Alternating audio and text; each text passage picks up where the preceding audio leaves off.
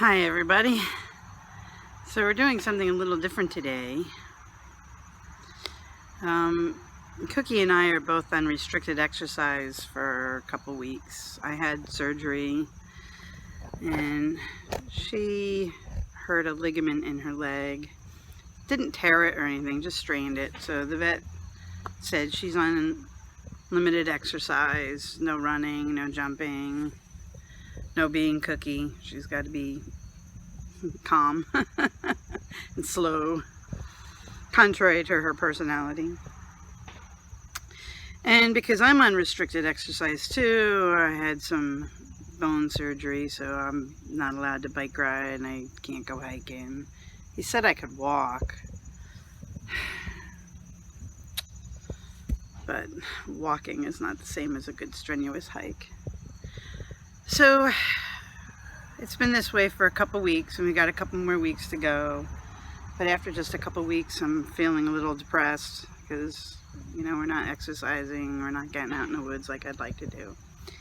So for the last 3 days, I've been watching bushcraft videos and camping videos online, which for the last couple of years, I've been kind of interested in bushcraft a little bit and survival skills. And while I'm pretty good at camping and hiking and,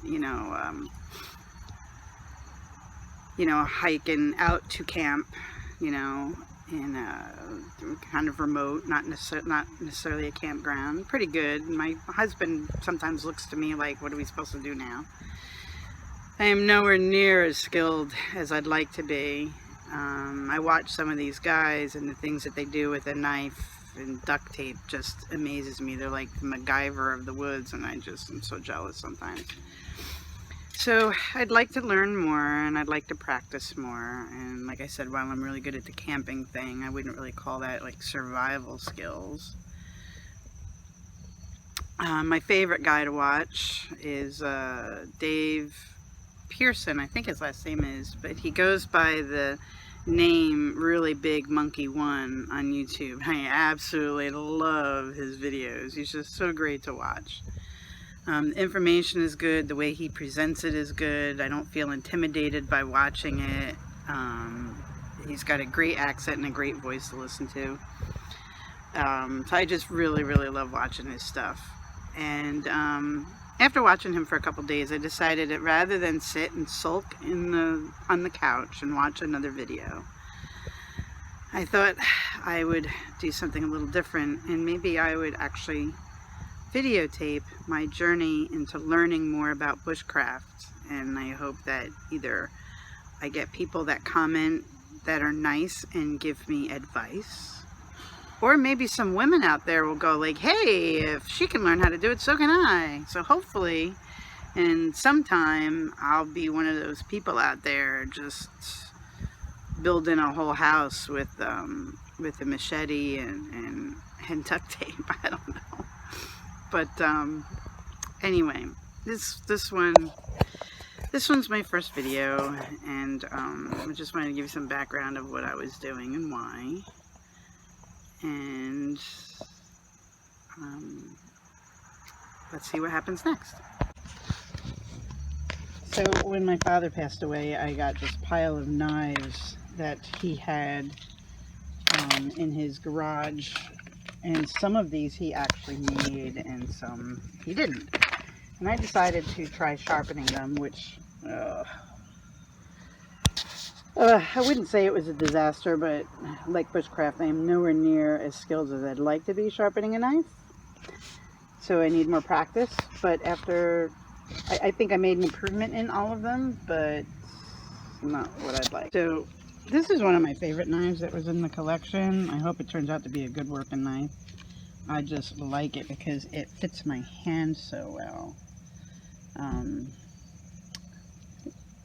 Some of the handles are made for men, and they don't, especially if they're like a shaped handle, whereas this one really fits my hand nice. And it's just a really cool looking knife, but it fits good, and it's got this little thumb thing here. So what I want to do is try all these out on a piece of wood and see how they all work. Well, that wasn't working good with me trying to hold the phone and show you the knives, because I really needed 2 hands to do this, so I had to change and do something different. This is a knife that my father actually made. Nylon handle, and these things have been sitting around in the garage for years and years and years, so some of them are in pretty bad shape. Like I said, I tried to sharpen some of them. So he actually made this entire knife, took the steel and ground it down, and it's pretty bad looking because it's been sitting around, but I figure I wanted to try all these on some wood that I had laying around the yard, try them out, see how they work as machetes or bushcraft knives or whatever. This is another one my father made. This one's a full tang, so is the other one. So this is a beast of a knife. I like that end there, it's kind of cool. This part's actually sharp too. So we'll see how that goes. He made the sheath for it too. It's all leather, all handmade with his name on it. And he made this too, made the sheath. This one is really cool. This is full tang too. He carved the handle and ground the blade. It's pretty heavy, sturdy. It's an interesting grind on there. The Dave guy talks about different grinds on knives, and this is neither a Scandi or a double bevel, because the grind kind of is rounded to the edge. It's kind of weird, but we'll try that one out. I like it. It's a cool knife. The fact that my dad made it's really awesome. Made the sheaths for them too.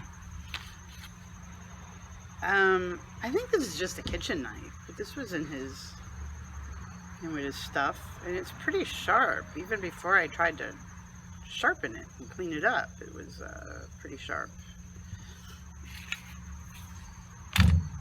Then we get this. This is something that looks like was found out in the woods somewhere, but he made a sheath for it, engraved his name on the back.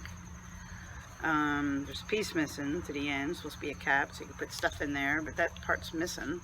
It'd be neat if I could find something to cap that off with. It's a pretty nasty looking knife. This is awesome. This knife is meant to hurt somebody, but it's a pretty cool knife too. And it's small and lightweight, so that's good for me. You know, because I have little hands and I'm old, so I don't want to be swinging a big heavy knife. This doesn't really fit in this very well. Oh look, I've been adorned by a tree. It's pretty cool. You caught that on camera. So we're gonna try this on some wood and see what happens. It's gonna give me an idea of which knife works well and how I did trying to sharpen them. We'll see what happens. So remember, this is my first time ever doing this. So be nice, be polite. I'm a beginner, I'm just learning.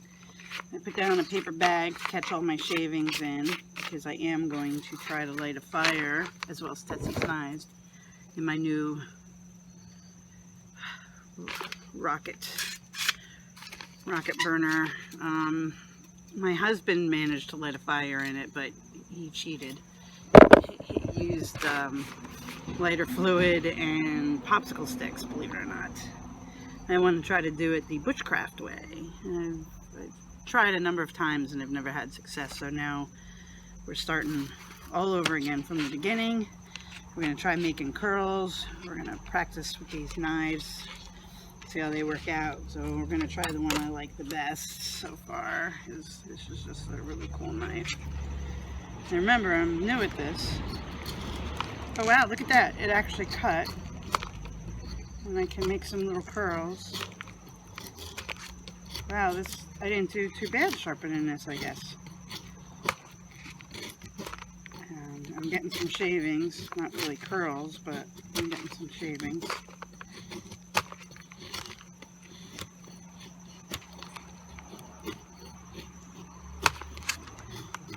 Could be a little sharper, or I could just be really, really weak and not pressing enough. I don't know. I'm not getting good curls. So far, making a feather stick has eluded me. But I'm getting some curls I could use to start a fire. So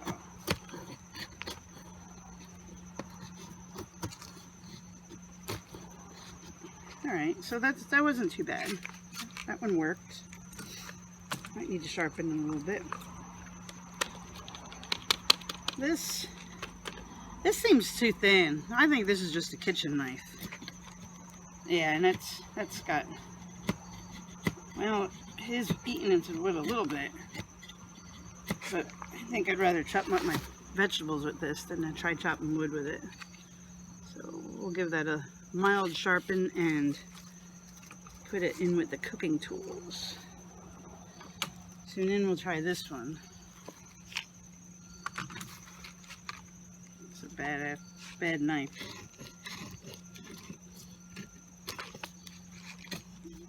Well, it is really dull. And this has one of those double edges on it, which the Dave guy talked about being really hard to make feather curls. So this one's a no-go.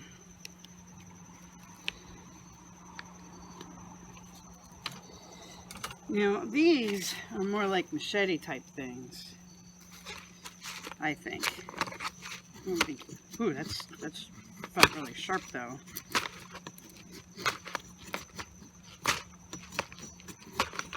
Can't make it.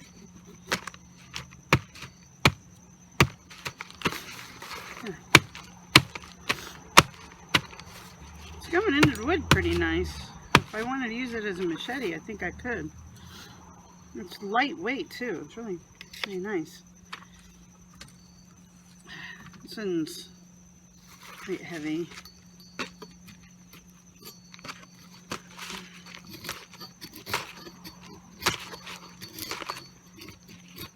It's reasonably sharp.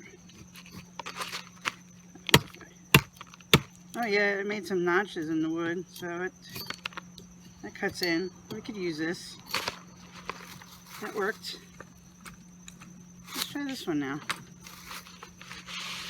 Weird blade.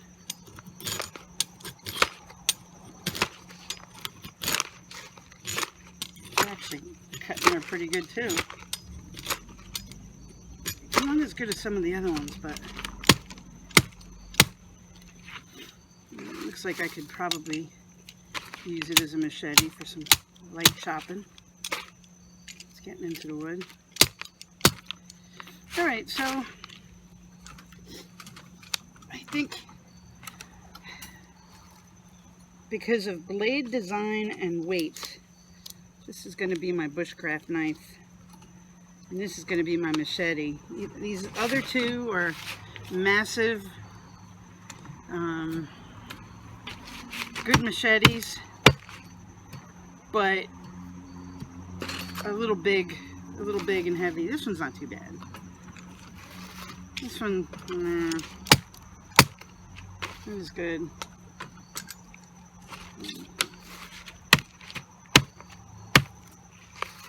So these two are good machete options. The two that my dad made with the nylon handles. Well, that was fun. I'm gonna try to process a little bit more wood here. Practice feather stick and just making some little curls. I got a piece of wood here. It's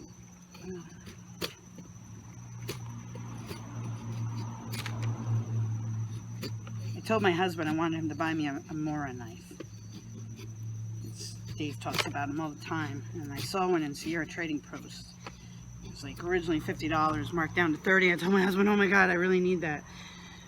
And I said, well, I really don't need it. I wanted it because I have all these other knives to try. But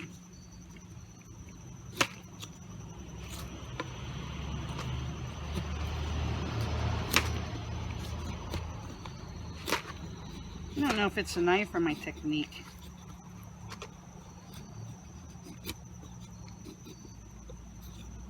I just don't have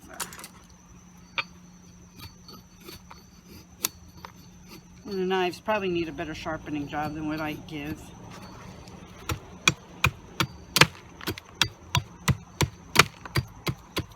It's cutting into the wood.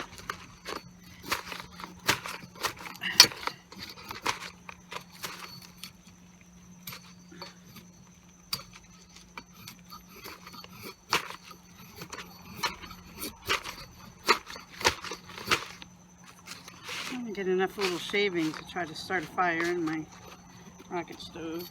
But you don't need to watch this whole part, so I think I'll stop now.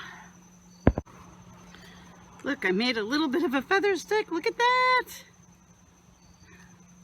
With this big beast.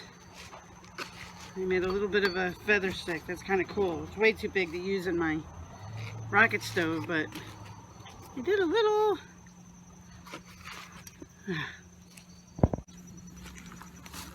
So, people tell me the reason why I failed with my rocket stove is I didn't have enough little stuff and they weren't dry. That's why my husband cheated with the popsicle sticks, which worked great, by the way. But you're out in the woods, you don't want to carry a bundle of popsicle sticks with you. And my friend Cody said, you have to have a huge handful of stuff and constantly feed it. So thinking that, and knowing that, I'm thinking this isn't the right stove for me to carry while backpacking. I think I want to buy one of those firebox stoves, because they have a opening on the side that you can put a big stick like this in there, and as it burns down you can keep feeding it in. Something that I have to sit and keep throwing stuff in. And this is heavier and bigger than the firebox. The firebox is this tiny little thing that folds up and fits in your pocket, which is what I really want for backpacking. It's been so long since I used this, I don't know if I'm going to remember how to set it up. So you guys can kind of laugh about that a little bit. Let's see. I think it goes like that. This probably fits in there. And just the way this is designed, I feel like it just doesn't get enough air going in. The firebox is just got holes all the way around, on top and bottom. I think it just gets way more air than this one does. You see what I mean? You know, when you're using a ferro rod, which is what I want to use rather than a lighter. You know, my husband used a lighter. I want to try to use a ferro rod. You're going to try to aim your sparks way down into here. You can't get both hands in there to use the ferro rods. You got to try to aim it down in there, and it doesn't seem like a good choice for me. But we're going to try to make it work. Don't laugh at me. So this is my first time using the ferro rod too, and I decided to do a little bit of cheating rather than just try to get it onto my shavings. Keep in mind it's been raining for 2 days, so everything out here is wet. Wet, wet, wet. So I got a cotton ball, and I didn't put petroleum jelly on it like everybody talks about, but I had Musher's Secret in the house because I have a dog, and I use Musher's Secret on her paws in the wintertime. And I thought, I wonder if that'll work like the Vaseline does. And I figure once I get it lit, maybe I could drop it into the stove and then start feeding in my wood chips and get a fire going. So we're going to try that. Alright, we got, get a couple little transfer sticks here ready. Now, this is my first time using one of these, so let's see how it goes. It's a little itty bitty one. I ordered a bigger one today online. You know, a 4-inch long one, but this is what I got. Oh, look at that. We got it. It's burning. Let's put it in there. That was pretty fast. Let's feed it some shavings. So I got a fire started in it. Now it's just a matter of keeping it going and tending it and see if I can heat up water for a cup of hot chocolate. Pine needles are awesome. Well, I got it going. It certainly takes patience. And you really have to baby it. Don't leave it for a second. Okay, so that was my first bushcraft camping survival skill video. I feel it was a success because I got to try out my knives to see which ones I liked better, see which ones I need to sharpen better, and you know, see which ones I felt comfortable handling. Some felt too big, some felt good working with them. I did make a small feather stick but that was pretty cool. In the year that I've owned that little rocket stove, it's the first time I started and maintained a fire in it to boil a cup of water. Yes. And I cheated a little bit with the cotton ball, just a little bit with the cotton ball, only because the stuff in my backyard is really, really wet, and it was really hard finding a handful of sticks to use the rocket stove. So here's my take on that rocket stove. This is by no means a complete review, but for somebody like me who's used to building great big campfires, you know, to stay through the night while you're camping, building a fire and maintaining it in the rocket stove is really hard because you can't throw on any logs or branches. You know, you're working with little twigs like this big, and you have to constantly be feeding it. You know, you put a few in and put a few in and put a few in. I walked away for all of 10 seconds to find a few more twigs, and when I came back, the fire was almost out. Like that fast. I hit it with the ferro rod a couple times, got a couple sparks in there, it started to flame back up, and I could start feeding it again. But you grab a big handful of sticks to do 1 cup of water, you need like another big handful of sticks. So like 2 or 3 big handfuls of sticks just to boil a cup of water. So if you're doing 2 cups of water and maybe some eggs in a little mini pan, you need a huge bundle of little itty bitty tiny sticks. I couldn't even call them sticks, I would say twigs. Little things, tiny, like the size of your pinky, the thickness of your pinky, and smaller, and a gazillion of them. So it's small, it's packable, it does burn very efficiently, it boiled the water pretty quick, but you have to baby it. For somebody like me, it's a little tough. I love tending a fire, but I want to throw a couple logs on and sit back and sip my tea and roast my marshmallow and chill out and listen to the crickets, and then throw another log on and, you know, maybe catch a nap in the hammock for an hour or two and throw another log on, you know, in the middle of the night, you know, when you get up to go pee. You know, that's the kind of fire girl I am. But I think we're going to get that little nano stove. My husband told me to go ahead and get it, even though it's a little expensive. But anyway, so I'm going to try to do some more, and we'll see how it goes. Thanks. Be blessed. Oh, and don't forget to play with your dog today.